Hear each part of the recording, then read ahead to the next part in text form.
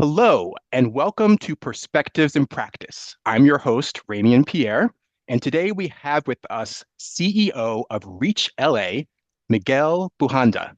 Miguel, how are you doing today? I'm doing wonderful. It's Friday. It's a great day. We're having a good time. It's a good start of the year. It's had its challenges, but I love to be an optimistic have an optimistic perspective. I appreciate that. I heard something an associate shared with me the other day. They said, well, they shared it with me last month. They said January was the longest year I've ever had. Hmm. And there's been a lot of change, a lot of churn. So actually, the conversation we're going to have today and the topics we're going to touch upon, I think are particularly relevant, not just for when business is good and things are normal and stable and predictable, but when things are not, when they're the very opposite. Yeah.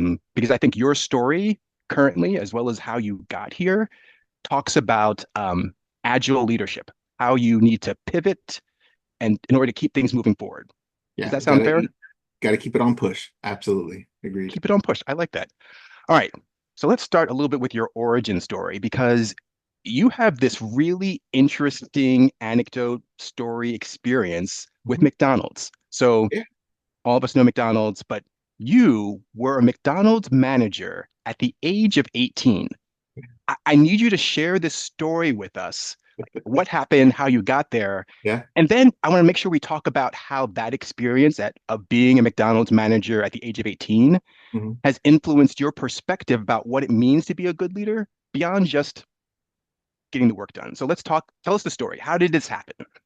Yeah, so in high school, I was kind of a closed off individual. I really didn't necessarily have the more outgoing, extroverted attitude that I have now. I was a little bit more quiet, and I really didn't know what I wanted to do in life. But I always wanted to know. I always knew that I always wanted to get into. I wanted to make money. So, I mean, I was 16, 17 years old. So my school offered a very unique program where McDonald's came into my high school to find individuals, interview us, and get us, and they were looking for people who had leadership capacity or instinct, I guess. And I was selected amongst maybe 10 other individuals. And we're all placed at work at McDonald's. I literally started at a fry station. My first day at McDonald's was an internship of fries, dude, making fries. The second time I was there, I was on the grill. The second time I was there, I started working in drive-through.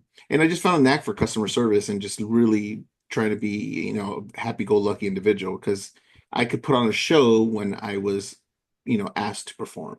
And I just started realizing that that was kind of like my thing was like, I started bartending when I was like in my mid 20s because I was putting on a show for people. I've always been in a position of always being in front of an audience performing. And I found that to be very unique in the sense that McDonald's came to the high school, selected these young kids, 16, 17 years old, and literally told everybody at the store, like, hey, these are going to be the new managers into McDonald's. So the pressure and the discomfort that it was for people that are there that are probably as old as my parents at some point were just like, who's this little kid coming into to be the manager? Like he's not even graduated high school yet. So we were put into the program. I excelled in the program, me and two other individuals, and we were put as immediately into swing shift manager. So swing shift manager is just basically a shift manager to help assist the managers. However, because I was 17 at the time, I couldn't work full time by California law. So eventually, and I turned 18 mid-year at this in December. So I was one of those December babies. So I was 18 the last part of high school. So as soon as I turned 18 in January, yeah, January 1998, I no, sorry, 1996, I was actually put into a manager role, and they were like, "Hey, we want you to take on like a satellite McDonald's, but I was the store manager. I was the highest ranking manager on site, and it was so weird because everybody there was at least twice my age. I still was still in high school running a McDonald's. I sacrificed the last two periods because I advanced all my credits in high school. So I was able to leave by noon. And by 2 o'clock, I was there from 2 till 10 o'clock, Monday through Friday. And some Saturdays, we'll outing on Saturdays. So it was an experience. It was very, very tough. I got scared. I had imposter syndrome before I imposter syndrome was a thing, right? Like how do I do this? And I'll be, I constantly doubted myself. But the manager was like, "Let's do it. Let's get you in here." And I think it was a low risk McDonald's at that point. But eventually I started looking at other venues until I got into public health in 1998.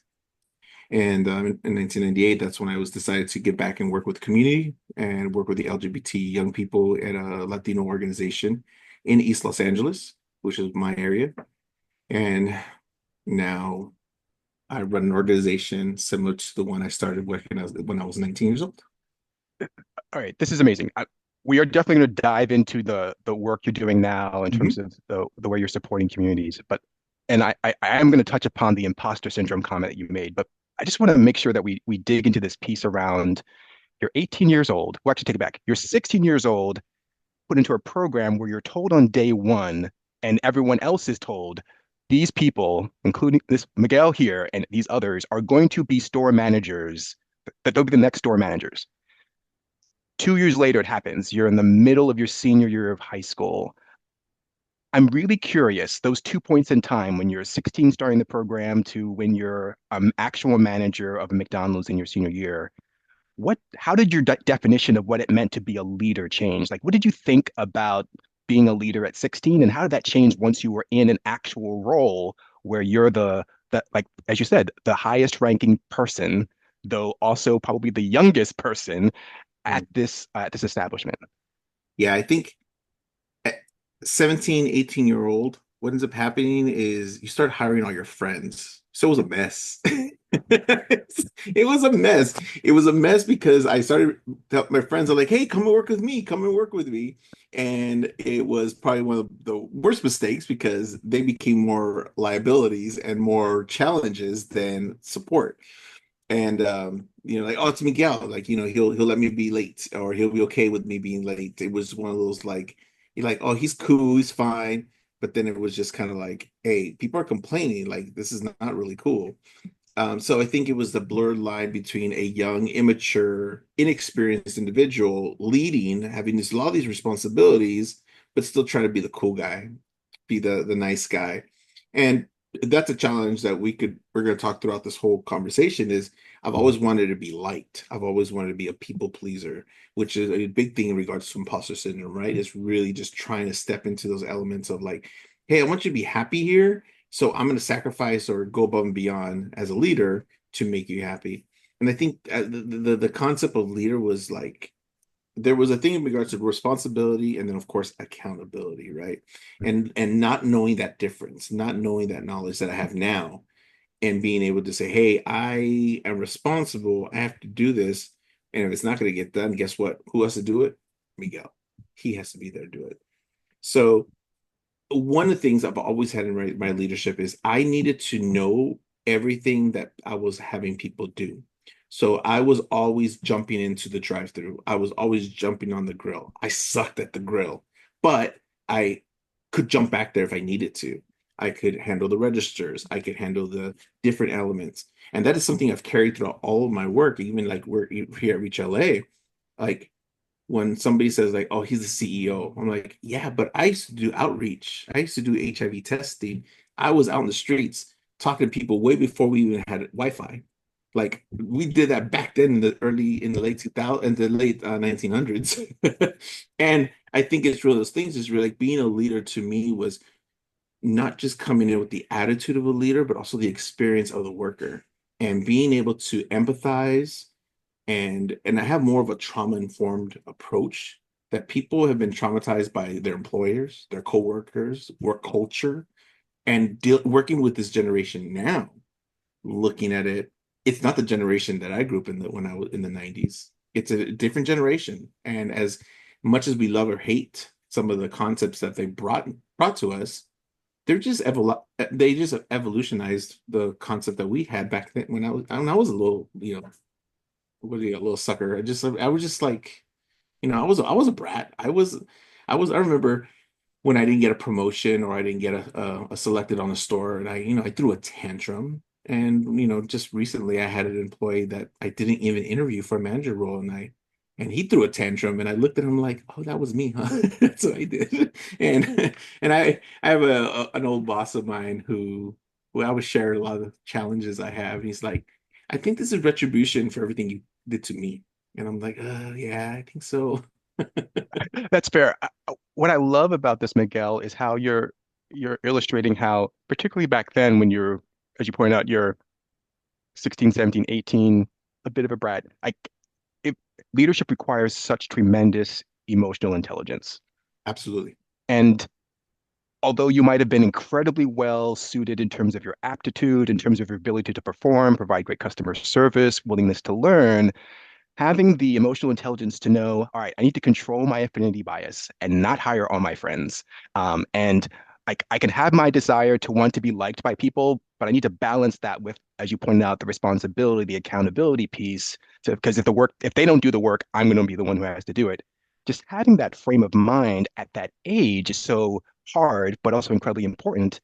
And it also sounds like even now, years later, as a leader, you still need to be able to be emotionally intelligent enough to recognize the trauma that you point out that your direct reports might have and to help them get the work done despite that, like finding a leadership style that works for them, even with the experiences, the baggage, the trauma that they bring with them to work. Like, Yeah. I, I just really appreciate this overall umbrella theme around emotional intelligence that appears to be consistent in your leadership experience. Am I hearing that right? Absolutely. And I think, as an individual going through that, you don't recognize that. I mean, it's definitely as a like a 19, 20-year-old, you don't recognize that. I remember, and as we evolved and we talk about the other experiences, I remember throwing a fit and a tantrum and quitting when I didn't get a promotion or was overlooked by a promotion. And sure, maybe it was because he was older, maybe because he had more experience.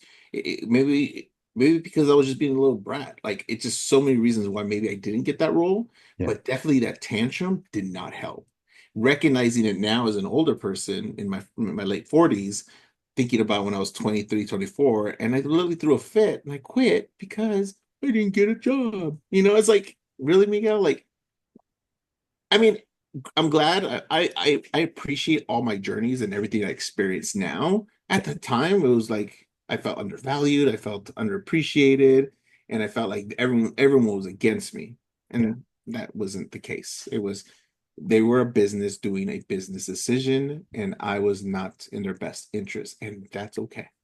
And that's fair. At Breakthrough on Leadership, we're fond of saying that like emotions are real, but they're not all facts, or at least they're not the complete story. And so we have to manage those things so that we can get all the data. Yeah. Um, And that is everybody has an awesome. opinion, but you know, Let me pivot a little bit from yeah, your origin story. Thank you for helping us understand like your sort of fundamental developmental experiences around leadership. I really want to talk about leadership in the nonprofit sector as well as growth because you've grown your current organization tremendously during your tenure there. But let's start a little bit more generally. So working in a non-for-profit can be incredibly hard. yeah, The missions are critical to right. society. Like we need to get these things done, and they tend to be historically under-resourced. The leaders at those organizations tend to not be well developed, like they were not supported in terms of becoming effective leaders. So it can be really hard. It's sort of a two-part question I have for you. Yeah. What do you see, in your opinion, in your professional opinion, as someone who knows not-for-profit leadership, what do you see as the challenges most non-for-profit leaders have? And then the other half of the question is, I'm curious if those challenges are your challenges too. Yeah. So I think the big one, and I'm part of a executive director support group. Now, as a CEO, I also have the concurrent title of executive director, which is a very common nonprofit role.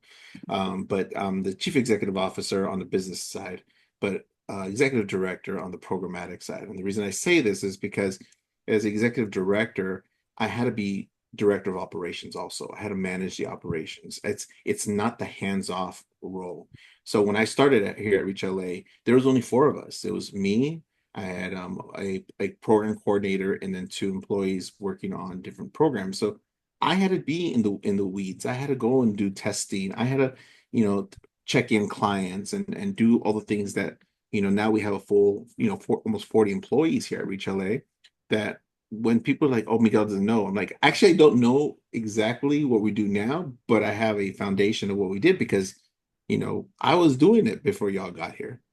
And I think it's in the role as executive directors, to answer your question, one of the big thing is that an executive director is not as hands-off as a regular CEO would be at a company. They actually have to know a lot of the elements and making sure that everything that all the services that are being provided uphold the mission.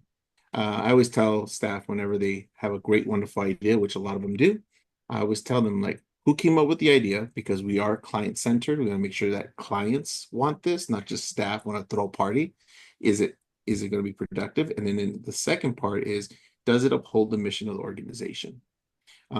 If it does not uphold the mission of the organization for whatever means, we appreciate the passion project may have, but this is not the organization for that. And unfortunately, I had to turn down some things. I had to turn down some partnerships, and really, people wanting to give their heart and their energy, and you're having to tell them no. And it's not because it's personal, not because it's, and going back to like the concept of like trauma, like I specifically work with marginalized LGBTQ people of color that are not only going through the standard oppressive nature, especially right now, what's going on with our current administration, but thinking about like they have past traumas from work they've worked in the past. When I remember working at Nissan, I did Nissan for like 1 year, and feeling the homophobia and just the misogyny that is in the service department of a Nissan dealership, like that could be taxing and really degrading for somebody to come in and work at organization. I mean, I'm very fortunate. I work in a bubble. All my life has been in the LGBTQ practically, and I could be out, I could be in relationships, I could be seen in public and not worry that I'm going to lose my job. But You you could have be your best individuals. self. I could be myself, and unfortunately, not everybody experiences that.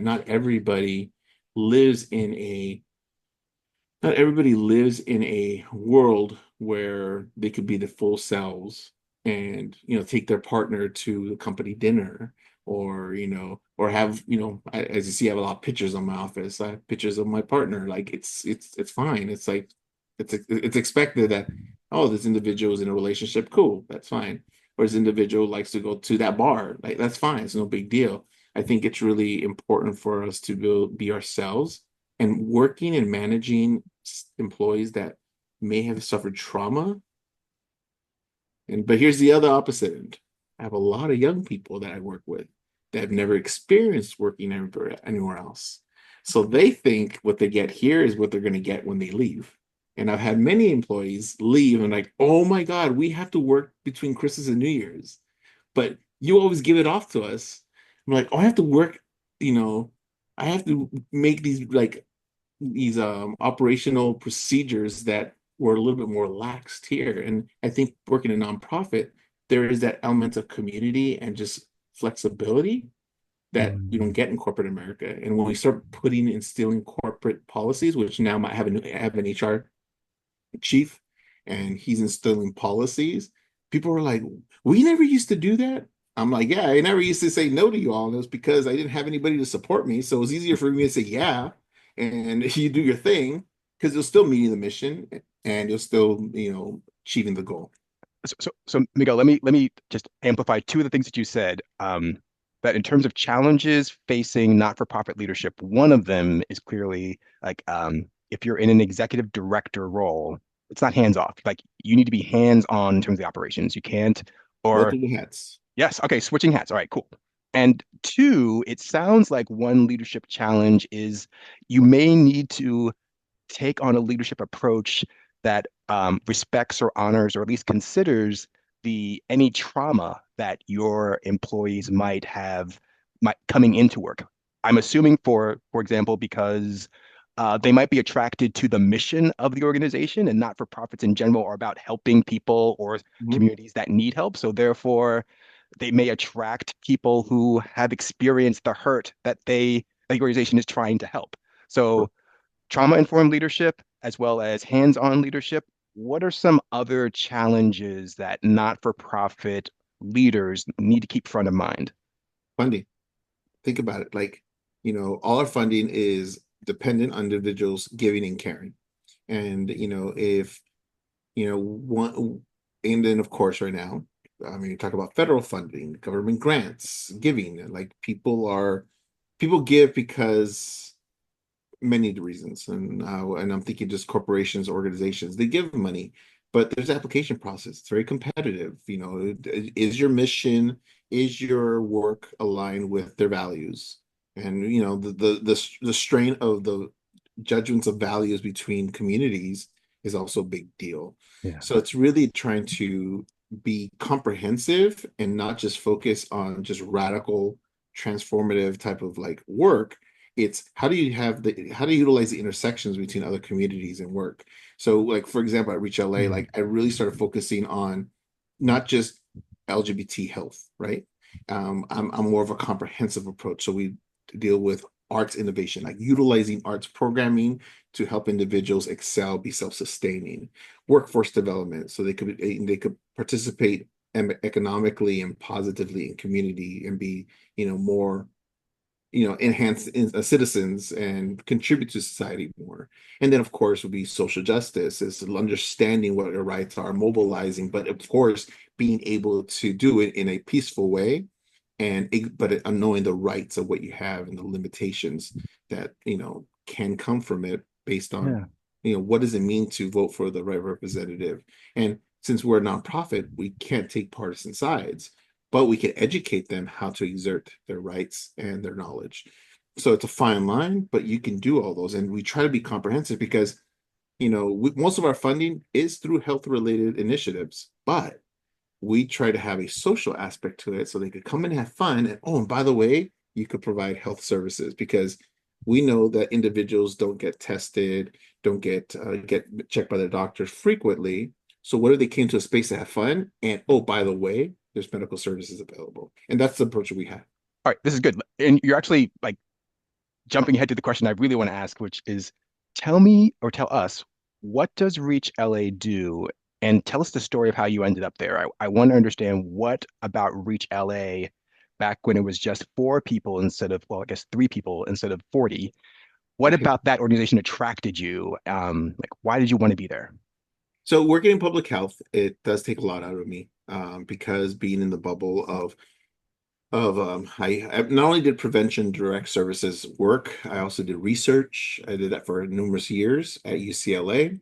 And then I also worked it's something called capacity building or professional development trainings with local health departments, national, over in the Caribbean. We did a lot of like professional development trainings, to teach techniques to doctors, nurses, and just paraprofessionals and community. And I did all that. So I had the experience of seeing all these different type of organizations, but I kind of got tired of working in public health. I kind of got tired of the doom and gloom of talking about HIV all the time or prevention of HIV. So I left and I did something else, insurance sales. Not, I don't recommend it. And I didn't like it. I didn't like the feeling of not working with community. So I decided to join the board of directors. Well, somebody invited me to join the board of directors of ReachLA. So I came in as a board member to literally help them. They were without an executive director, and they needed a board that was helping govern the organization because they didn't have the executive to lead.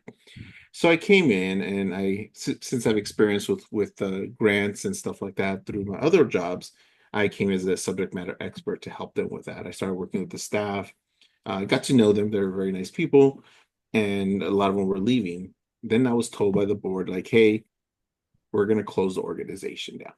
Like it's getting bad. Like financially, we're not going to be sustaining." And so I was like, "All right, well." but we need an executive director to do that. And I was like, well, I don't like the job I'm at, so I'll just apply for this role and help close this organization down. And now, 7 years later, and now I made some good partnerships and decisions, and that allowed us to be we utilize well, unfortunately, COVID happened. And during right before COVID happened, I introduced and partnered with an organization that utilized telehealth as a model to provide prevention services, biomedical prevention services through PrEP.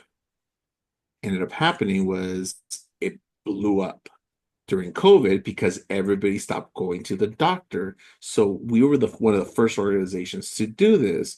So I had a 300% increase of enrollees during April, May, and June of 2020. So you could imagine from 50 clients to almost uh, like 500 clients. I got to a point where in 2021, we had over 2,000 patients enrolled. So the funding was coming in like crazy. And I was like, I guess we're not closing. I need more help. So we started hiring more employees. We started helping more individuals to come in and really help organize it. We're continuing to grow, unfortunately, with, well, and so you asked what ReachLA does, right? So ReachLA really just started as a HIV prevention program to help reduce new infections of HIV amongst people of color. We primarily serve the house and ball community here in Los Angeles on the West Coast, which is more prominent in the East Coast, but we have a community working here in LA. And then we worked with, they're called Latino Party Crews. Back in the 90s, when I used to go and hang out, I used to be part of some of, like I would go to a lot of the crew parties that they would be in the back house parties and stuff like that. Drugs, alcohol, and sex were going on sometimes, and that would put people at risk for HIV. House and ball community members also suffering from other social determinants of health that would, increase the possibilities of being infected with HIV. So we work primarily with those two populations, and we became a cornerstone of prevention work here in Los Angeles before I came on board. And when people thought ReachLA was gone when I came on, they're like, "Oh, you're still around?" And now Mm. they're seeing us all over the place. And I mean, you see this bright yellow colors, one of the signature colors that are like, if the big yellow thing is there, ReachLA is there. So we're well-rounded in that sense. We have arts programming, we have dance classes from voguing, hip hop, gymnastics, ballet. We do other arts programming, like workshops. We help people, a lot of these artists utilize their art to create their own economy so they can make their money. Yeah. So creating business plans to how to in from simple things like how to invoice properly and making sure you get your money to having social discussion groups or just social programming for them to meet other and develop healthy relationships. And again, now social justice work and workforce development, which are things that helping them, get jobs to help get them out of situations that, otherwise would put them more at social risks. And ideally, addressing all these areas of the social determinants of health to help reduce new HIV incidences is the overall goal. But really, just to create them healthy, self-sustaining individuals that don't need our services anymore, that don't need to rely on programs that are federally funded that may be cut just because someone decides they need to be cut. Thank you, first of all, for describing the amazing work that you and the folks at ReachLA are doing. I'm seeing a theme here, and I want to play with this a little bit with you. This idea about the importance of emotion and caring. Like we talked about it at first around, like it's just really important to be emotionally intelligent, to be able to be aware of your emotions and to manage them when you're a leader, whether you're an 18-year-old leader or a more than 18-year-old leader. Um, Also, it sounds like you were talking earlier about how funding is tied to getting people and corporations who have money to give, not-for-profits, to care. Like it can't just be about the data. It sounds like it just can't just be about the work. There has to be, you have to find a way to connect with them. And you talked earlier about how you have a talent for that when you're describing your ability to be great at customer service. It also sounds like, in terms of the work that you and the folks at ReachLA are doing, that health and emotion are really closely connected. That if you want to really improve health outcomes, it's not just about providing services, like health services or traditional health services, but it's about, I can't remember exactly how you put it, helping that individual become a healthy and Self-sustaining? self-sustaining person, like a whole, complete person, so that, if that involves dance or art, I just love how this theme of emotion and caring is a leadership comp is relevant for leadership, is relevant for business, for, like literally bringing in money, as well as important for like the mission or outcomes in terms of the services you're applying, you're helping your clients achieve.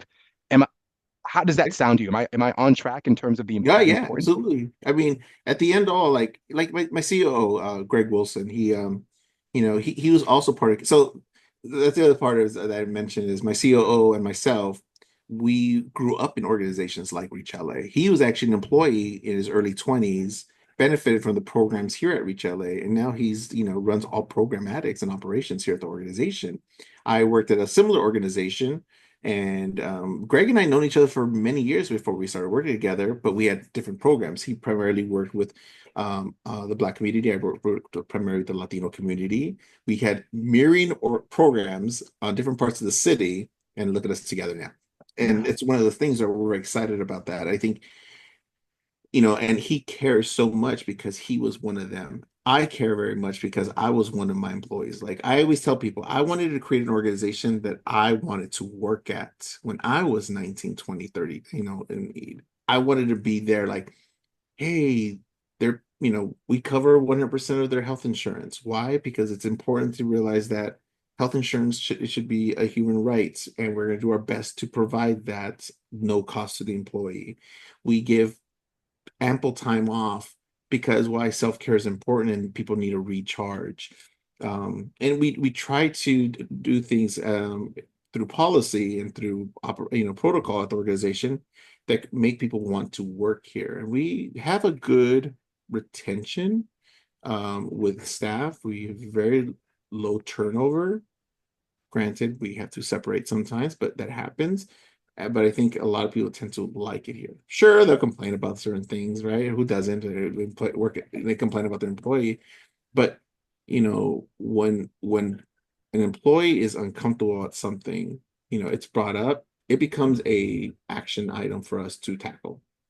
From during this time, we offer free sessions for mental health for everybody if they want to talk to somebody going on, especially going on with everything going on right now. We had individual one-on-one conversations like, hey, we understand things are scary. We want you to know on a one-on-one basis, telling them, me and the COO sat with every employee and say, hey, we're going to be okay. We're actively working to be more self-sustaining outside of what's going on. Please know that you have our commitment to make sure that you have employment. We need to reaffirm your commitment to take care of the patients and the clients that come here. That's what you need to worry about. Let us worry about making sure your job is still here. And I think I, that's what that. I feel like I need to underline that, because that type of care towards your employees in terms of how you structure the work environment, structure your policies, walk towards problems, have these conversations with them, that all seems like, from my point of view, rooted in your experience around capacity building. Like, you just can't treat people like machines and have them just work, work, work until the wheels fall off. If you want to have good outcomes in terms of the organization, you have to take care of the resources. And in this case, it's the people, right? Yeah. Yeah, no, I agree. I mean, and I say this often that, for many years I cared about my patients and my clients that came into service. But when you worked into a leadership role here at ReachLA, the clients that you served are no more. The clients now are now the staff, are now the extension of you. So it is now my mission and my objective is to make sure that the staff is happy and able to do the job that I once did to take care of the patients that we serve. And if the staff is not taken care of, then what's my expectation of? And again, that because I was there, I was working with the clients. I have clients still to this day, even clients here at ReachLA that I used to work with one on one, and I walk by. Finish that sentence. If you don't, if the leaders don't take care of their staff, finish that sentence for Yeah, us. how are we expecting them to take care of the clients that I was already, since the beginning, dedicated to serving? So by extension, they're taking care of the patients that I've always wanted to take care of. I miss working in direct services. I do. I used to love facilitating groups. I used to love doing one-on-one counseling sessions with clients. But that's not my job anymore. My job is to sustain their jobs. So then I could continue the work. And I think and I get excited when they get excited. Like, we're doing the big Pride event this summer, and I have my communications guy, my chief there. He was like, "Hey, so we're gonna do he was telling me the theme of the parade." I'm like, "That sounds great." And when I talked to my COO, I'm like, "We should do how to peacefully protest as a activity before the parade, so when we do, they're empowered and they know how to do this." So everyone's getting on board, we're all excited, and it allows people to, one, exert their right, two, make sure it's done lawfully so no one gets in trouble, but two, to ensure that, again, the patients, and I have to trust the team that is doing it, that to do it correctly, and one, to follow through with it. Yep. And it feels weird not doing everything day to day like I used to, and now Well, having to trust a team to do it. let's get into that because this Yeah. next section of questions is around, and I thank you in advance for your willingness to be put on the spot and made a little bit uncomfortable by these next questions because we're really going to get into your style, the transitions you've had to make, your leadership style, pardon, the transitions you've had to make from being in the weeds of doing direct service. I don't say weeds in a pejorative way at all, but doing direct service to being in the weeds of taking care of the people who do the direct service. So you hinted upon this earlier when you talked about being when you started out as a McDonald's manager, you were a people pleaser. You wanted people to like you. Mm. And currently you describe yourself as a leader who can make hard choices, but also you have empathy. You can balance empathy and accountability. Tell us what's your secret for striking that balance between um, I want people to like me and I can make connections and I need to hold people accountable. I might need to make hard choices. How did you get to strike that balance? Well, I think being able to remind individuals that at the end all, this is still a business. There's certain things that have to be done. I think doing your best to be as transparent as possible to give them the content so they understand. I had a conversation once to an employee who's like, "You guys just feel like you're hiding stuff." I'm like, or maybe I'm just not ready to provide all the information, because if I only provided this amount of information, there'll be some confusion, ambiguity, and there may be more distrust actually at that point. So now I say, it's like, I'm not prepared to give all the information. I'm working on that. So let's, give me some opportunity to do that. Being able to, so again, transparency, Yep. um, again, being able to pivot. Another Yeah. one I'm really cool with, that it took me a while, is like, "Hey y'all, I messed up. Like, I made a bad call. It was a bad decision. Let me tell you what happened." And I'm like, "All right, so going forward, let's go ahead and do this." I think a lot of people tend to feel like, "Oh, Miguel can mess up." I'm like, "Oh yeah, you all can mess up. It's okay." Like, but would you learn from it? Because that's what I tend to do. Um, and I always tell them, it's like, this is the best place for you to mess up. Why? Because Greg and we've messed up so much getting to where we're at. But we're here to lift you up when you do. We're here to pick you up when you fall. Um, you know, you won't get in trouble for messing up. You'll get in trouble for not reacting to you messing up and saying like, "Hey, I messed up." I'm like, "Oh, okay, cool. Well, what do you want to do about it? What are we gonna do about it?" And I still tend to be a people pleaser. But I think it's coming across in a way that pleasing them in a reasonable way. Looking at things that are within the realm. Like, for example, we we had to change our policy for like sick time and vacation time, because people were using vacation time for sick time and just overusing it, and it was just kind of like getting really out of hand. So we had to put a foot down, but we front loaded a couple of days at the beginning of the year in case people got sick in January, February, so they don't feel like stressed out that they couldn't take a sick day during that time. So adapting policies to make it more relatable and acceptable at the organization. We're like, okay, they're trying, but they're still putting their foot down and creating structure. And let's face it, structure is very important, especially for a young person like myself. When I was young, I think it's important for them, the individuals here. And again, I have a lot of employees in the early 20s that this is their first like office job, you Yeah. know, and we have to we're only doing a disservice if we baby them and coddle them. And I've had to learn that the hard way. I've had people be very upset when I enact certain policies. I'm like, I get it, but it's in the best interest for you, the company, and the employees that you supervise. And creating that structure. And people Yeah. people have complained, like, you're getting so corporate, you're getting so corporate. I'm like, or we're trying to be sustainable and we want to make sure that everybody has jobs for a very long time. And I'm like, you can look at it in different ways. So I think and sharing that perspective, being able to answer why you make decisions, I think is really important. Um, Yeah, that's fair. I want to go back to that comment about you're being so corporate, because when I've heard that, I probably have said it.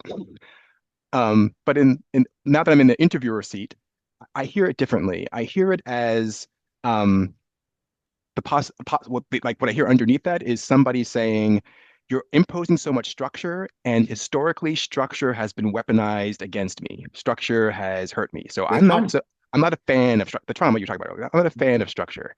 Yeah, Um, so I really appreciate you hearing that and reframing it as it's not necessarily about it's not structure for structure's sake. right. Like we're mission focused, and we're focused on creating a container, an organization that supports you so you can support our clients. Yeah. I really appreciate that reframe, and I just wanted to call that out. Yeah, no, thank you. Good. And I want to talk a bit about like one of the things I know about your experience currently at ReachLA or recently at ReachLA is that the team that you manage, your direct reports, don't all want you to manage them in the same way. And I think there's a lesson here for other not-for-profit leaders. Yeah. In my Tell me, and you're going to correct me in a moment if I get this wrong, but the story I have in my head is about half of your leadership team wants you closer. Like, help me out, be closer to the work, be closer to me, be closer to supporting me, like hang out over my shoulder, maybe be a mouse in my pocket, like some sort of framing of that. While the other half wants you to like at arm's length, like like the type of leadership I need is when you're further away from me rather than closer. Yeah. How do you, as one person, manage to lead a team where they don't even necessarily agree? And I'm not saying they should, but they don't agree about how they want to be led by you. How do you strike a balance that's effective? I think it's individual one-on-ones to be able to like have a conversation, being able to say, hey, like actually framing so this is where total Capricorn here. Um, if I have an idea, I will pose it as a recommendation, and I'll pose it as a recommendation and talk about the benefits in regards to that. I welcome, like, hey, do you have another idea?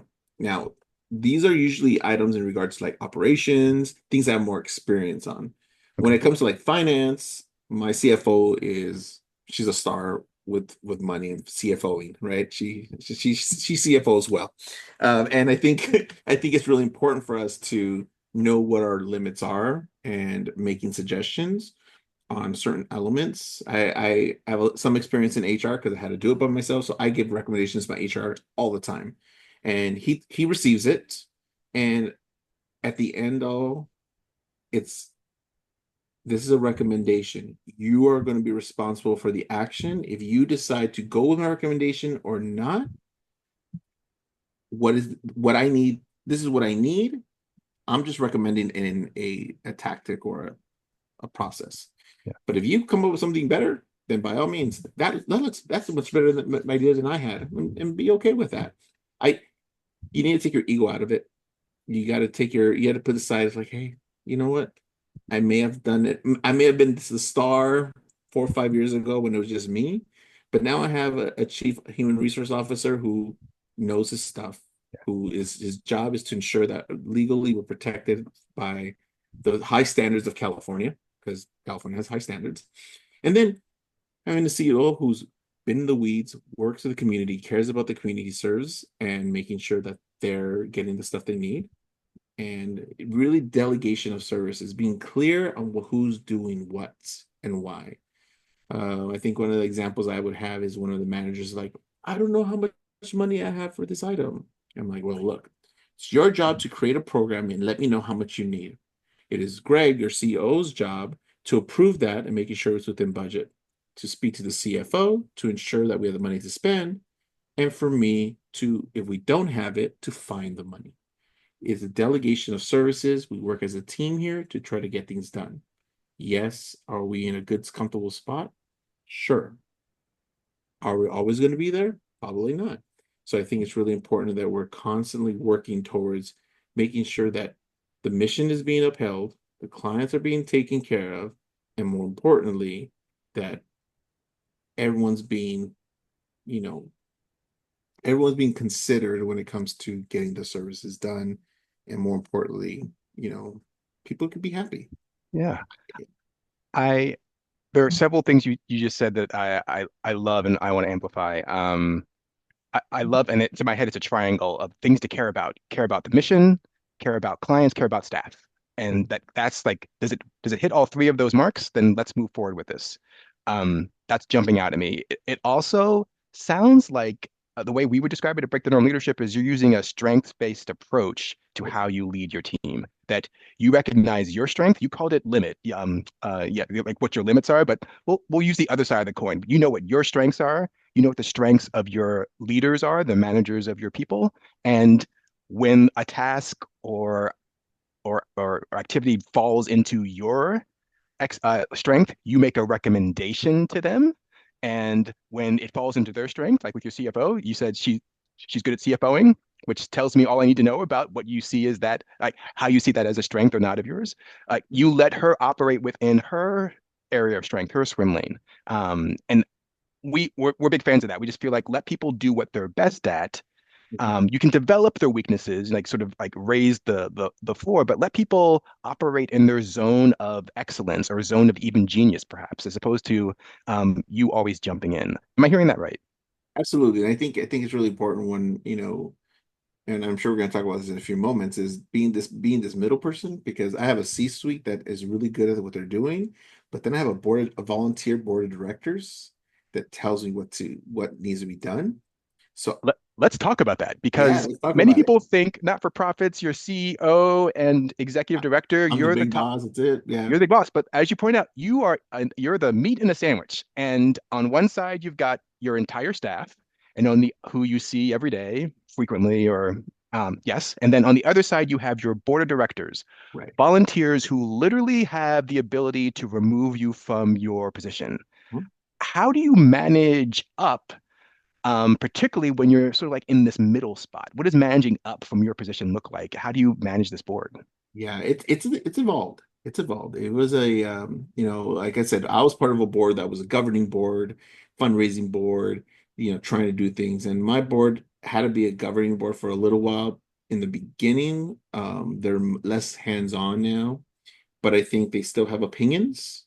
I think one of the things that I've had to set boundaries, and it happened recently, was like, hey, I want you to not supervise my staff or tell me what they're not doing. I need you to focus on what do you need from me. I am your subordinate. I am the person that you need to say, hey, Miguel, I need this. Or I get an example. The website needs updates and has A, B, and C. Why is this not being done? That's not the question for you to ask. The question is, hey, Miguel, I need these updated for this reason. Cool. When do you need it by? I need to be given the opportunity to now work with my team to remedy this situation. I think it's really clearing lines because, like you said, even like when I supervise one of my chiefs and their department is, I'm not gonna say like, what's going on? What's he doing? I'm like, all right, so what do you? I need this A, B, and C done. I need to get done. Given the autonomy and the time and the consideration, the opportunity to resolve that. And I think that's very important because without that, you're not trusting them. You're creating a very hostile space for them to be like, why am I being micromanaged? Like, doesn't he trust me to do my job? I got to give him opportunities. And granted, if it doesn't work out and it's not like, hey, let's talk about your performance now. Yeah. You put in this role. Yeah, yes, it does feel like micromanaging because it's you're doing it to when leaders do that, they are doing it to their staff as opposed to you being transparent, being clear, being more focused on what you want, and then working with them to figure out how can we get there. Like this is the problem. Like let's figure out how we can deal with that problem. Whereas the other approach, like, is you're the problem. What did you do or not do to not get me the thing that I wanted? Like it sounds like it could be sound like a very subtle difference, but I feel like it has a huge impact on folks. And our experience here at Breakdown Leadership is that we see leaders like you who work with their staff as opposed to work to their staff or work on their staff tend to have much better outcomes, in part because it allows the good ideas, good energy, good work from the staff to come to bear. Where if you micromanage me, it's not my project, it's your project. So I don't have to be invested. I don't have to try hard. I don't have to make sure the work is good. Yeah, micromanage hurts everybody. And this is just something that I have to say because at Breakthrough Leadership we had this internal joke. What you did with your board by saying to them, "Don't tell me what the problem is. Tell me what you want." You Olivia Pope to them. Like that's Oh, the thing that Olivia Pope would always say. Like, "What do you want?" Yeah, yeah, yeah, yeah. But what do you want? And that discipline of keeping your board focused on like what they want, because that's always going to be related to somehow to the mission, right? right. Instead of what are you irritated by? Now, I do believe that people only complain when they care about something, but still getting them focused on what's the thing, what's the objective here. I love how you did that with your board. And I think it's really so important, and this goes for whatever level leadership is like. If you have a complaint about something and you're saying like, I don't like that, like, and this happens to me, like, I don't like that because of A, B, and C. This is what I would like, and here's an example of what I would like. Giving them those tools or the examples or those parameters, and then trusting them to get it done. And then if it doesn't work out, I'm like, okay, that is not exactly, maybe I wasn't clear. Brene Brown's right, clear is kind. Giving very clear parameters of what you want is important because I could complain about anything going on right now. And if I don't say what I want to see, then it's all left to interpretation. And they may interpret it completely different. And that's okay. But understand there's consequences to not being clear. Yeah, that And ability to set clear objectives, here's where we're heading, to outline the constraints and the resources, like to define that space.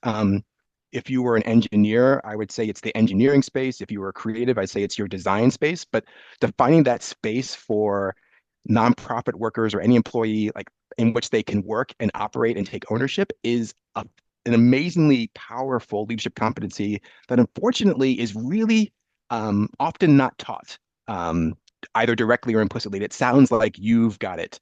All right. So we could talk all day, but we're not going to. I Uh, enjoy talking to you, so that's okay. I appreciate and Miguel, I think the world of you as a person, you as a professional, and the work you and the folks at ReachLA are doing. So let me just ask this as a last question. It's going to be about risk. You've grown your organization tremendously. When you said there were 4 people when you started in this role, there are 40 people now. That's the course of 7 years. That's a tremendous amount of growth. And in that time period, you've dealt with a pandemic, um, and other issues. Like we don't need to get into all of them. They've been political, they've been economic, even environmental, because you're in LA. Um, you had an interesting 7 years. I want to talk about I want to talk about risk and how you manage it. And the way I want to do that is by asking you, what is something that you and the folks at Risk LA did? What's a big swing that you took that supported your growth? Because what I want to hear is what was it? What was your thinking around should we do this? Should we not? Like, how do we decide? And then I want to hear how it went. Like, let's talk about risk a little bit. Yeah, so I'll talk about like probably the biggest thing that affected us was so we are a non-clinical CBO. So it means that we have no clinical services or clinical capacity like like a standard clinic health center or anything like that. And And CBO is community-based community-based organization, organizations. sorry, Yep. and Mhm. non-clinical is community-based organization. And with that said, is when we were introduced to this radical idea of utilizing telehealth and utilizing um, you know, consultants that are contractors as opposed to a full in-person medical team, Yeah. like we were taking on a financial risk in the sense that we're going to have to pay for all that. Are we going to get the individuals? Now, the timing, the pandemic, everything that I talked about earlier gave us that opportunity to get a lot of the clients, but it was a risk because we're the first organization to really do that. Yeah. We're the first organization to utilize this program in this particular way. And I remember when we first did it, and I was like, okay, we're live. Like, what does this look like?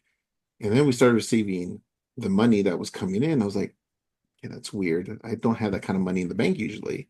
And then, it started increasing. And then the pandemic happened and we're home. And I'm just like, why is the bank account looking like this? Because we're receiving the funds that we needed to what we are today. And it was a risk in the sense of it was so unconventional. And I will say this much. Miguel Bujanda is not a very conventional person. I've always thought outside the box. I've always, like y'all say, breaking the norm, right? Because you have to be daring. Daring leadership is extremely important and you have to take those risks because you, your sustainability, your growth, everything is very dependent on you being able to pivot, to react, but to just really take that risk of growth. And sometimes and be ready for it not to work, be ready for it to like I say, you mess up and that's okay. But having those opportunities. So it was a very risky moment, a very Yeah. risky time. It's all within the parameters and from our funders. And it was just wonderful. And I was just like, oh my God, and now for peers, people that I used to work for, to come and ask me, how did you do it? Is one of the most proudest things as one of the few Latino-led executive directors in public health for HIV services in Los Angeles. There's only like three or four of us. And for them to like call me and like talk to me like I'm like y'all I used to look up to y'all you used to be the CFO you used to be this person this like to me and Yeah. now we're peers and now it's been really good. It's been a really great journey. I'm really excited to be able to work with these individuals that still support the organization. The staff that I work here at ReachLA is amazing, from my C-suite to managers to every line staff. And I think it's really important to realize that you have to be daring, you have to take risks to grow. And that's what we did here at ReachLA. I love that story. It's an example of you have to be bold. I love how you said you have to be daring to lead. And I want to partner that with something you've demonstrated throughout the course of this entire conversation, that you are able to learn, because it reminds me of a saying, great judgment comes from the lessons of experience, which come from exercising bad judgment. So your ability to learn and be agile, combined with your daring, I think is probably one of your superpowers. Um, uh, I'm going to stop us there because we could talk all day, but we can't. And Miguel, I just want to thank you so much for sharing your journey, your leadership insights. It's been such a pleasure hearing from you about those experiences, but more importantly, the lessons you learned along the way. Because like as I said, it's really clear that learning and applying those lessons to the future are one of your superpowers. Yeah. Thank you. Thank you very much. I'm very, very happy to do this with you. I think as a leader, one needs to learn how to be able to share their stories because it's the only way that we can pass that knowledge on. And my one of my roles now is to bring up new leaders and being okay with passing the torch and being able to do that. I'm almost 50. I'm really excited about it. And I'm not going to be here all for the rest of my life. Well, maybe, who knows? But someone eventually has to take over, and I want to be able to leave a legacy of what ReachLA is. I love that. Yeah, you don't want to be the last ED of executive director of ReachLA. You want to be the first in the line of amazing um, executive directors. Yeah, Thank you. no problem. And for you, our viewers, if you enjoyed hearing Miguel's insights today, don't miss the next or miss our other, pardon, Break the Norm leadership interviews. If your organization is interested in learning how we, Break the Norm Leadership, can help you develop your greatest asset, your people, then please click on the link below. I hope today has been worth your time and your attention. Take care.